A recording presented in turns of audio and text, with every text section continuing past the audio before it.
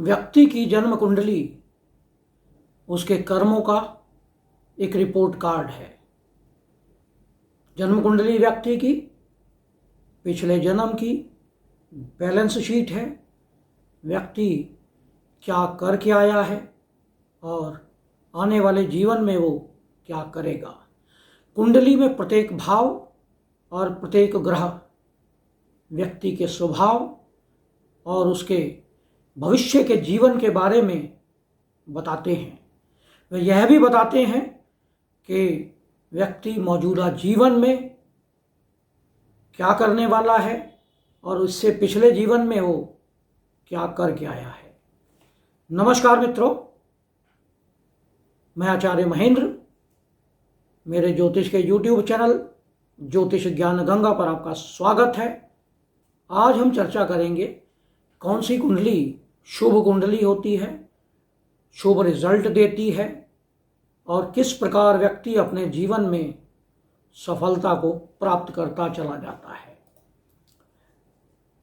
शुभ कुंडली के कुछ सामान्य पैरामीटर होते हैं और शुभ कुंडली वह होती है जिसमें शुभ ग्रह और शुभ घर बलवान हो और अशुभ भाव और अशुभ ग्रह जो हैं वह कमज़ोर हों। तो यह कुंडली अत्यधिक शुभ होती है, व्यक्ति को जीवन की ऊंचाइयों तक ले जाती है। आमतौर पर बलवान लग्न, लग्नेश, पंचम भाव, पंचमेश, नवम भाव और नवमेश, यदि यह कुंडली में बलवान है तो कुंडली को शुभ माना जा सकता है। कुंडली में बलवान चंद्रमा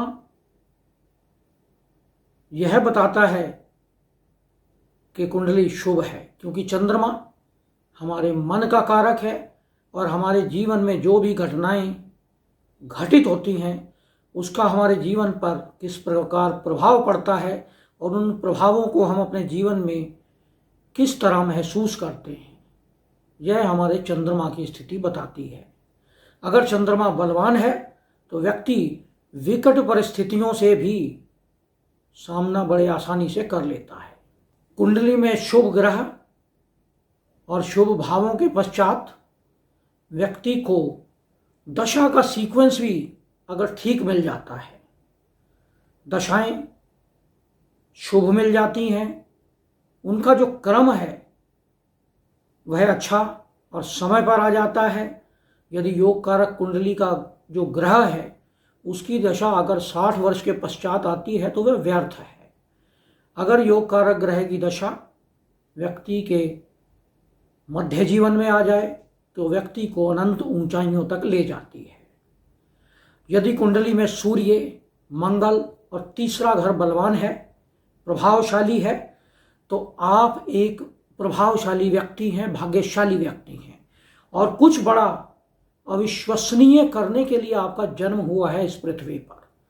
यदि कुंडली का 10वां घर और 10वें घर का स्वामी बलवान है तो आप भाग्यशाली व्यक्ति हैं। आप इस पृथ्वी पर कुछ अलग कर्म करने के लिए आए हैं। आजीविका में आप अपने कर्म से कुछ बड़ा करना चाहते हैं। यदि कुंडली में 11वां घर बलवान है तो व्यक्ति अपनी इच्छाओं की पूर्ति बहुत इजीली कर लेता है। इच्छाओं की पूर्ति में उसे किसी भी प्रकार की समस्याओं का सामना नहीं करना पड़ता। यदि कुंडली में चंद्रमा, बृहस्पति, बुध और शुक्र या तो ये स्वराशि के हों, उच्च राशि के हों, विशेष रूप से शनि और बृहस्पति जो स्लो मूविंग प्लैनेट हैं, यदि यह कुंडली में बलवान है तो जीवन में जो भी हमें मिलता है वो लंबे समय के लिए मिलता है, उसकी परमानेंसी होती है। यदि शुक्र, बृहस्पति, बुध और चंद्रमा बलवान हैं तो आप एक पवित्र आत्मा हैं। आप शुभ कार्य करने के लिए इस पृथ्वी पर आए हैं।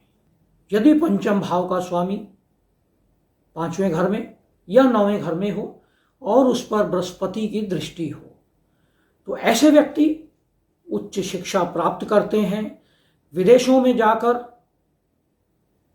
अध्यापक या प्रोफेसर बनते हैं, शिक्षा का विस्तार करते हैं, ऐसे लोगों का जीवन शिक्षा के क्षेत्र में सफलता प्राप्त करता है।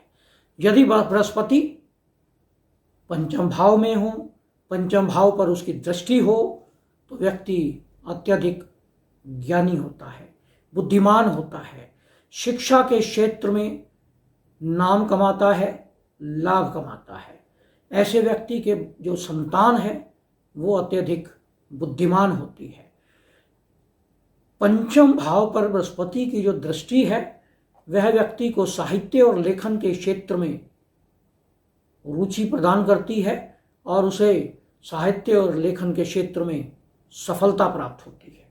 यदि पंचम भाव का स्वामी दशम भाव में हो तो व्यक्ति का ध्यान अपने एजुकेशन के समय से ही, जब वह स्टडी कर रहा होता है तब से वह अपनी आजीविका कमाने के लिए उत्सुक रहता है, रोजगार की ऊंचाइयों तक जाता है, अनंत ऊंचाइयां प्राप्त करता है।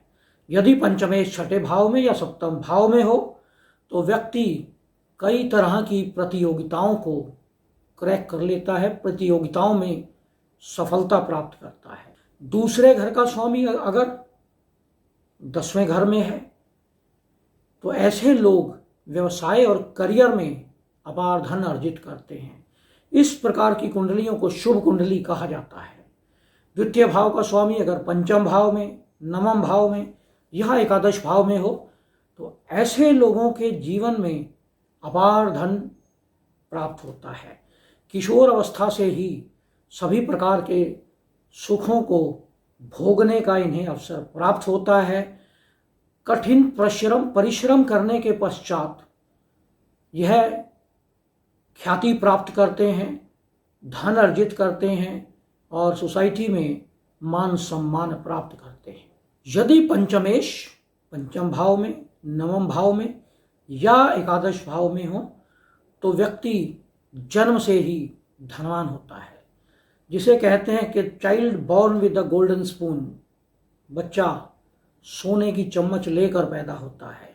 उसे अच्छा घर, अच्छी गाड़ी, जीवन में सभी प्रकार की सुख सुविधाएं प्राप्त होती हैं और जीवन में सफलता प्राप्त करता चला जाता है। कुंडली का जो चतुर्थ भाव है वह सुख, हमारा आवास, हमारे जीवन की संतुष्टि, विलासिता, भोग, सुख सुविधाएं, वाहन, इन सभी को हम चतुर्थ भाव से देखते हैं।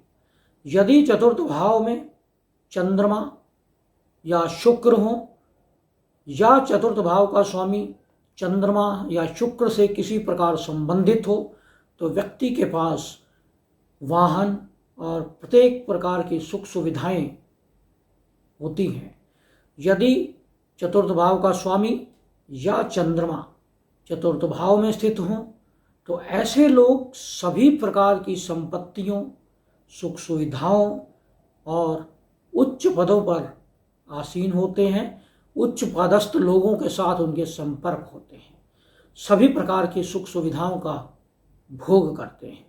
यदि चतुर्थ भाव का स्वामी केंद्र में हो, यानी पहले घर में, चौथे घर में, 7वें घर में या 10वें घर में, तो ऐसे लोग अपने दम पर अपने जीवन में सक्सेस को प्राप्त करते हैं, सभी सुख सुविधाओं को अर्जित करते हैं। यदि चतुर्थ भाव का स्वामी पंचम भाव में या नवम भाव में हो तो व्यक्ति भाग्यशाली होता है, बहुत ही कुलीन और शिक्षित वंश में उसका जन्म होता है। बच्चा सोने की चम्मच लेकर पैदा होता है। यदि चतुर्थ भाव या चतुर्थ भाव का स्वामी बुध से संबंधित हो तो व्यक्ति के पास एक बहुत सुंदर घर और सभी प्रकार की सुख सुविधाएं होती हैं। चतुर्थ भाव का स्वामी यदि शुक्र के साथ या शुक्र से केंद्र में हो तो व्यक्ति को 29वें वर्ष में सभी प्रकार की सुख सुविधाओं की प्राप्ति होती है। तो यह था विश्लेषण। कौन सी कुंडलियां ऐसी होती हैं जिन्हें सभी प्रकार की सुख सुविधाओं का या सुख सुविधाओं को भोगने का अवसर प्राप्त होता है। यह विश्लेषण आपको कैसा लगा इस पर कमेंट करें। यदि आपने हमारे चैनल को सब्सक्राइब नहीं किया है तो इसे सब्सक्राइब करें, नोटिफिकेशन बेल को अवश्य दबाएं, जिससे आने वाले सभी वीडियो आपको मिलते रहें। नमस्कार।